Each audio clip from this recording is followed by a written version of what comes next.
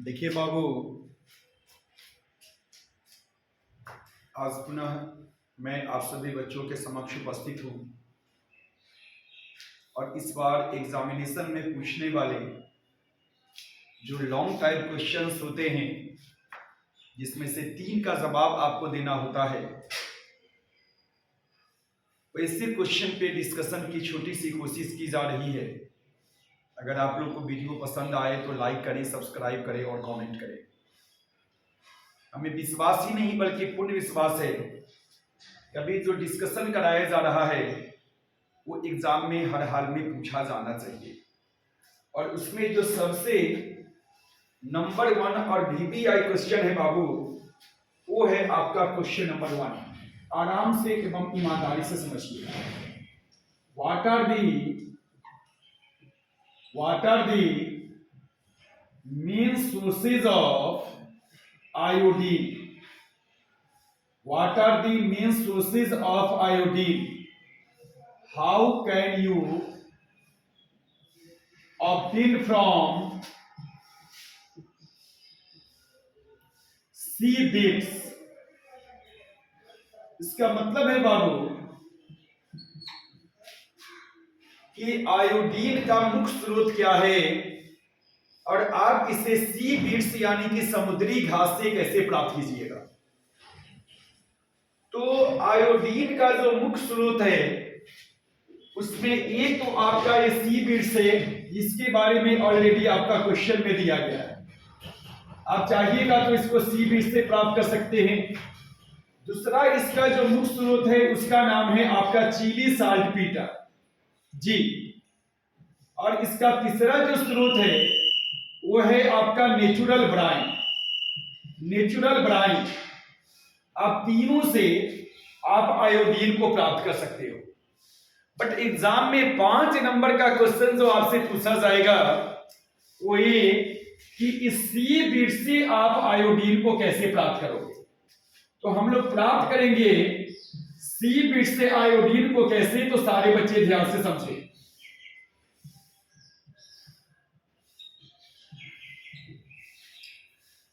सबसे पहले जो समुद्री घास होता है, जो सी बीड्स होता है, उस सी बीड्स की एक प्रजाति होती है, उस प्रजाति को हम लोग बोलते हैं लेमिनेरिया जी। जो समुद्री घास की एक प्रजाति होती है उस प्रजाति को हम लोग बोलते हैं लेमिनेरिया। और ये जो लेमिनेरिया है आपका, इसी लेमिनेरिया से हम लोग आयोडीन को प्राप्त करते हैं। सबसे पहले क्या करते हैं कि जो समुद्री घास आपका लेमिनेरिया होता है उसको अच्छे से, एक प्रकार का घास होता है, इसको अच्छे से पहले सुखा देते हैं, ड्राई, आराम से सुखा दीजिए।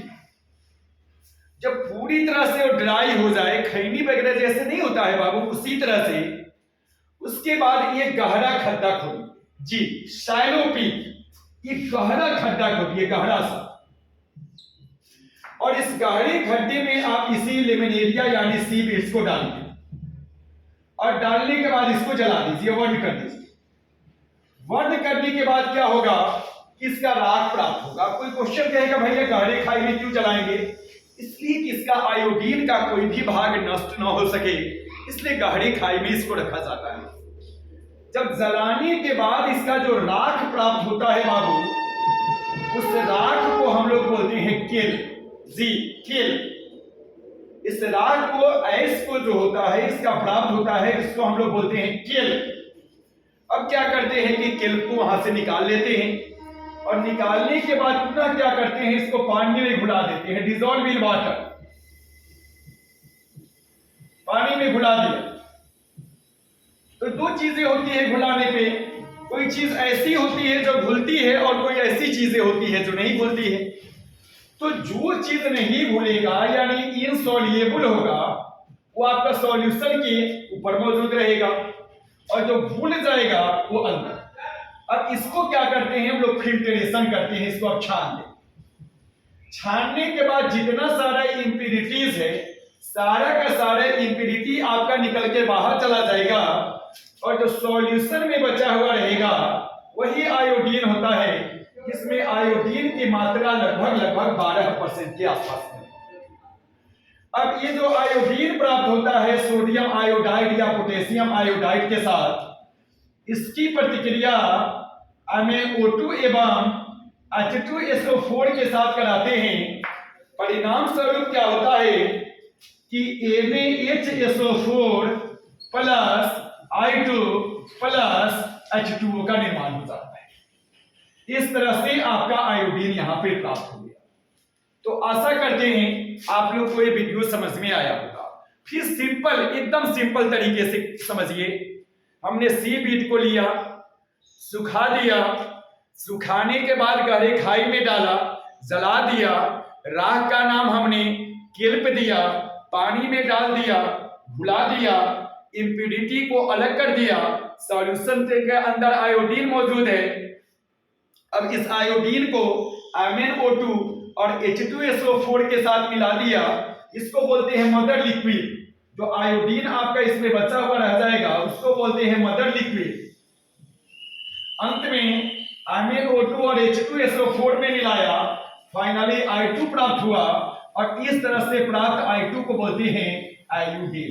आशा करते हैं कि मेरा एक 5 मिनट का सिर्फ आप वीडियो देखिएगा और 5 नंबर एग्जाम में कंफर्म प्राप्त कीजिएगा। अब 2 नंबर क्वेश्चन पे बाबू डिस्कशन करने जा रहे हैं और वो है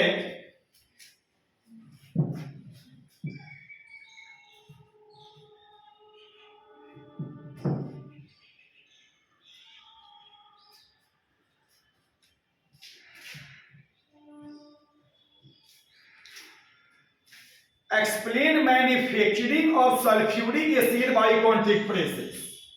एकदम आने वाला।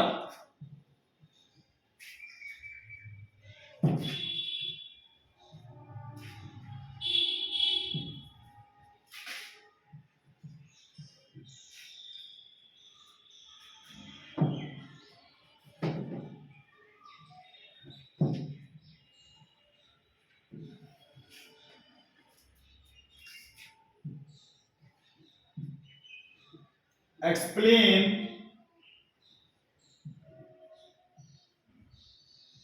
manufacturing of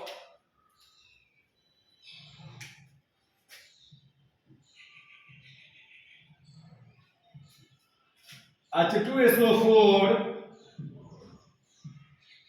by contact process।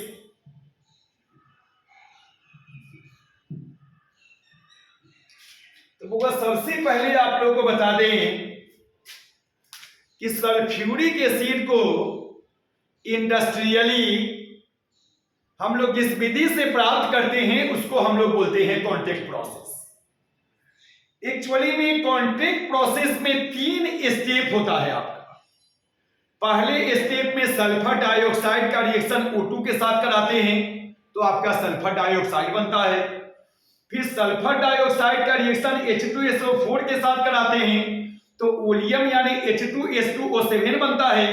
और जब ओलियम को पुनः हम लोग जल में डुबोते हैं तो पुनः H2SO4 का निर्माण होता है।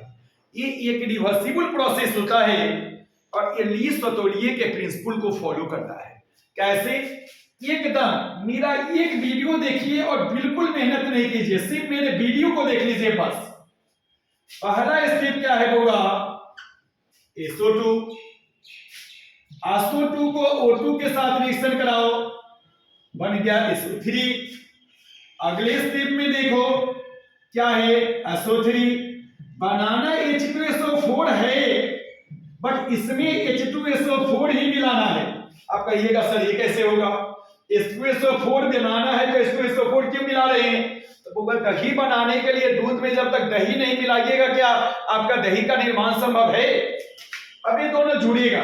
देखिए 2 हाइड्रोजन, 2 सल्फर और 7 ऑक्सीजन और इसी कंपाउंड को हम लोग बोलते हैं oleum.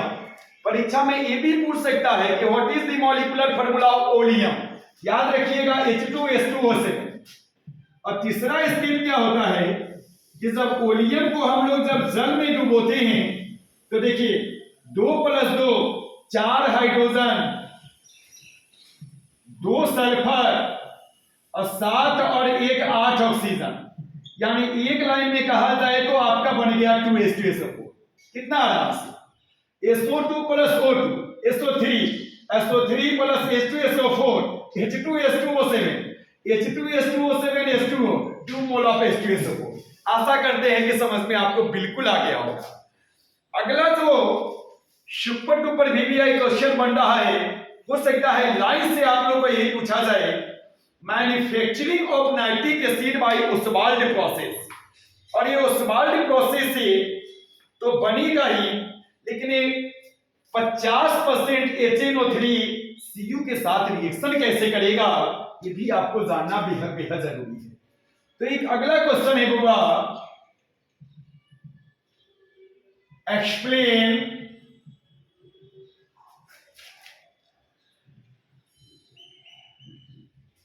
Manufacturing of HNO3 by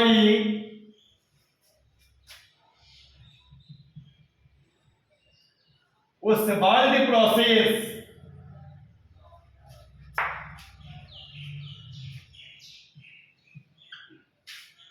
बड़ा आसान तरीका है, बेहद आसान तरीका है, और इसमें सिर्फ और सिर्फ आपका जो है 3 स्टेप इन्वॉल्व है, ओनली 3 स्टेप्स।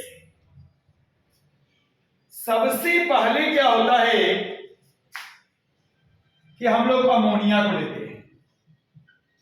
और इसको O2 के साथ रिएक्शन कराते हैं, तो आपका NO और H2O बन गया। नाम है इसका नाइट्रिक ऑक्साइड।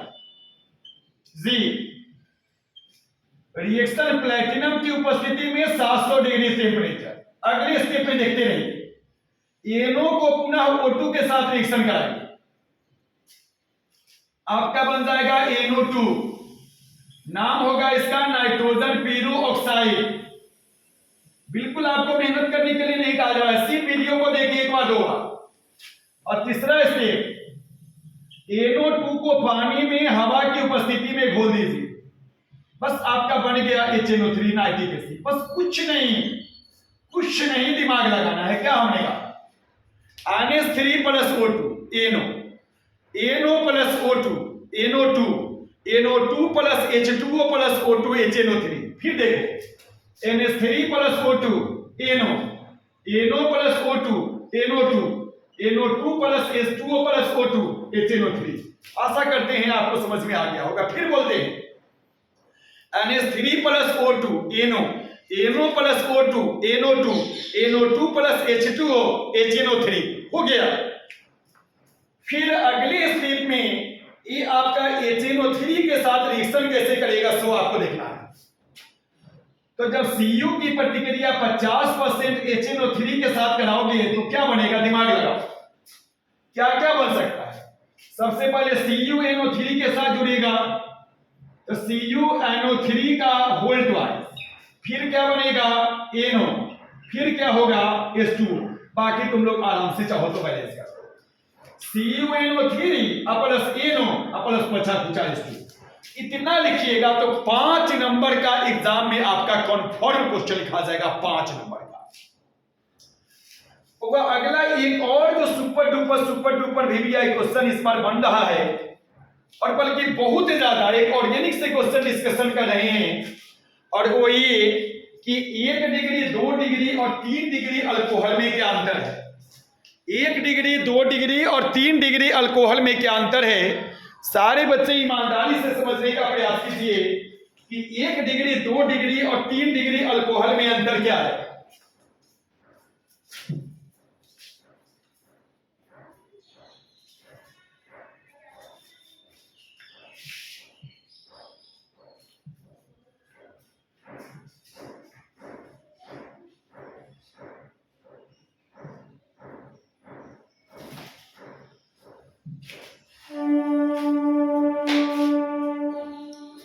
एक और ऑर्गेनिक से डिस्टिंग्विश बिटवीन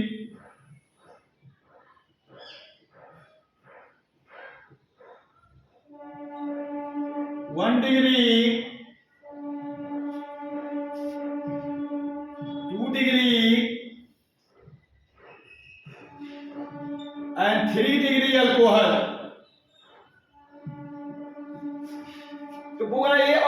क्वेश्चन भी एग्जाम में पूछा जा सकता है। होगा एक पैमाना है कि आखिर हम लोग पता कैसे करेंगे कि कौन सा 1 डिग्री अल्कोहल है, कौन सा 2 डिग्री और कौन सा 3 डिग्री। पहले वाले पैमाने को बोलते हैं ऑक्सीडेशन मेथड, दूसरे वाले पैमाने को बोलते हैं विक्टर मेयर टेस्ट और तीसरे वाले को हम लोग बोलते हैं लुकास टेस्ट। परीक्षा में पूछा जा सकता है कि 1 डिग्री, 2 डिग्री और 3 डिग्री अल्कोहल को डिस्टिंग्विश किस विधि से करते हैं। तीनों विधि लिखा होगा और इसका सही जवाब होगा ऑल ऑफ दिस। तो सबसे पहले हम आपसे डिस्कशन करने जा रहे हैं ऑक्सीडेशन मेथड के आधार पे 1 डिग्री, 2 डिग्री और 3 डिग्री अल्कोहल में अंतर।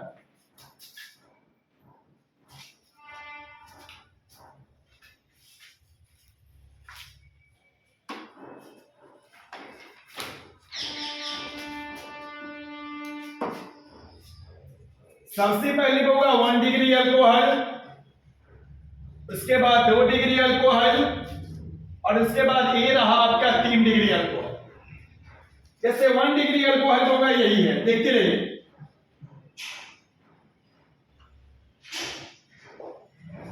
ये आप लोग को आता है पहचान, ये है आपका 2 डिग्री अल्कोहल।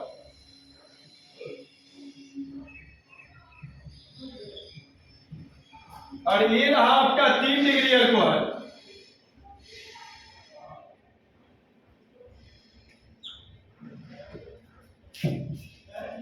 सबसे पहले टेस्ट को हम लोग बोलते हैं ऑक्सीडेशन मेथड टेस्ट। आपको मालूम है कि जब अल्कोहल का ऑक्सीडेशन करते हैं तो अल्डिहाइड बनेगा। जब 2 डिग्री का ऑक्सीडेशन करेंगे तो कीटोन बनेगा और 3 डिग्री का ऑक्सीडेशन करना संभव नहीं है। जो दूसरा पैमाना है वह है आपका विक्टर मेयर टेस्ट।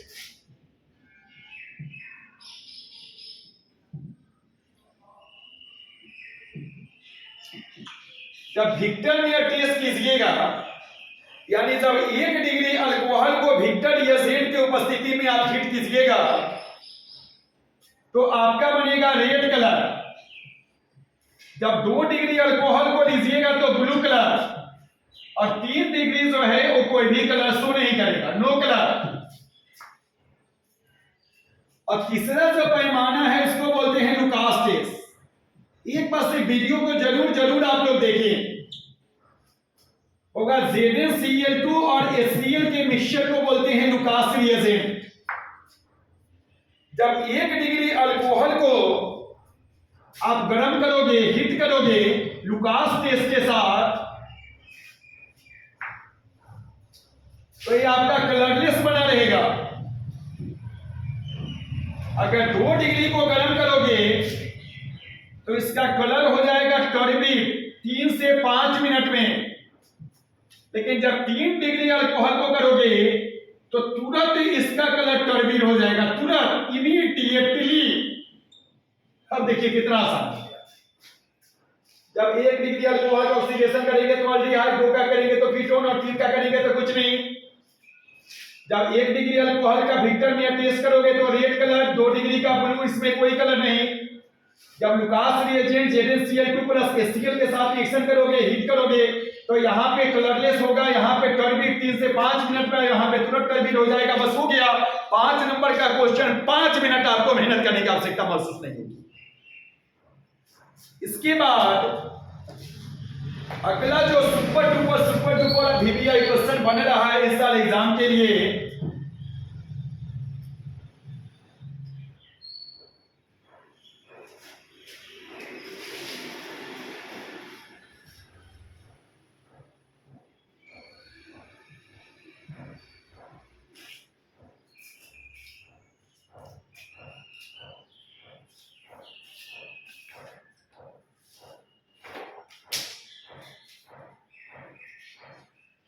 और वो ये है कि what is carbohydrate, how can it be classified. What is carbohydrate,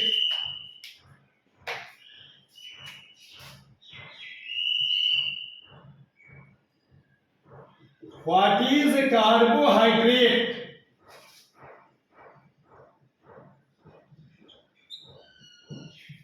how can it be classified?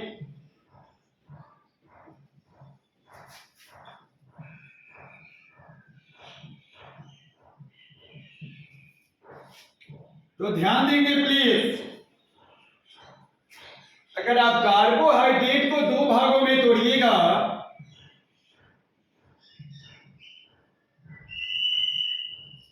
तो एक पार्ट आपका होगा कार्बो, दूसरा आपका होगा हाइड्रेट। कार्बो का मतलब होता है कार्बन, हाइड्रेट का मतलब होता है वाटर। कार्बन प्लस वाटर, इसका जनरल फार्मूला होता है बाबू CH2O टू द Y। अगर X का मान भी 6, Y का मान भी 6, तो कार्बन 6 गुना करिए 6 दूनी 12। अब सभी बच्चों को मालूम होगा कि इस कंपाउंड का नाम होता है ग्लूकोज। तो ग्लूकोज जो है ये कार्बोहाइड्रेट का एग्जाम्पल है। कार्बोहाइड्रेट को बांटा गया 3 भागों में। पहले को बोलते हैं मोनोसेकेराइड,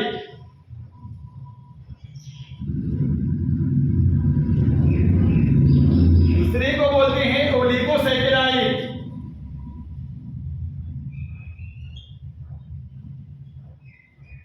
और तीसरे को बोलते हैं पॉलीसेकेराइड।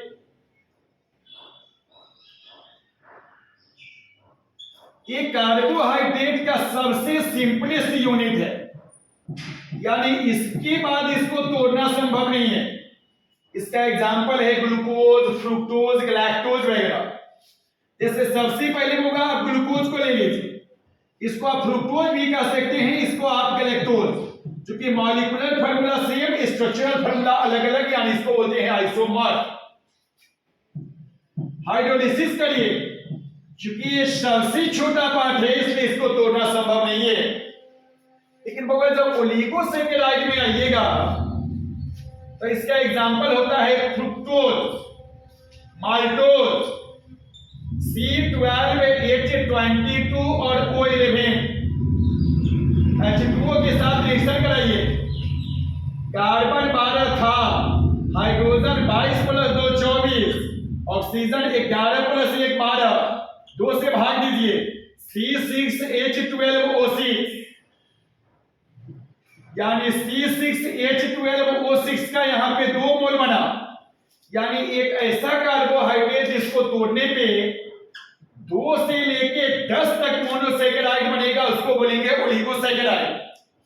लेकिन होगा जिसको तोड़ने पे 10 से भी ज्यादा मोनोसेकेराइड बने, उसको बोलते हैं पॉलीसेकेराइड। एग्जांपल है C6H10O5 टू द N, इसको हम लोग बोलते हैं स्टार्च। N मोल के साथ रिएक्शन कराइए, C6 था, 10 प्लस 2 12, 5 और 1 6, क्योंकि A भी N मोल तो इसका भी N मोल बनेगा। यानी यहां पे इनफाइनाइट मोनोसेकेराइड बन रहा है, और ये आपका एग्जांपल है पॉलीसेकेराइड का। इस तरह से 5 लॉन्ग क्वेश्चन का एक वीडियो आपको भेजा जा रहा है। आप सभी बच्चे पांचों को अच्छे से याद करके वीडियो को देख ले, कंप्लीट हो जाएगा। फिर अगला 5 का सेट और उसका वीडियो आप लोग को भेजा जाएगा। लेकिन इसके बाद आप लोग को कुछ शॉर्ट क्वेश्चन पे जो जोरदार डिस्कशन का वीडियो भेजा जा रहा है, उसको भी आप लोग साथ साथ कंप्लीट करें। धन्यवाद।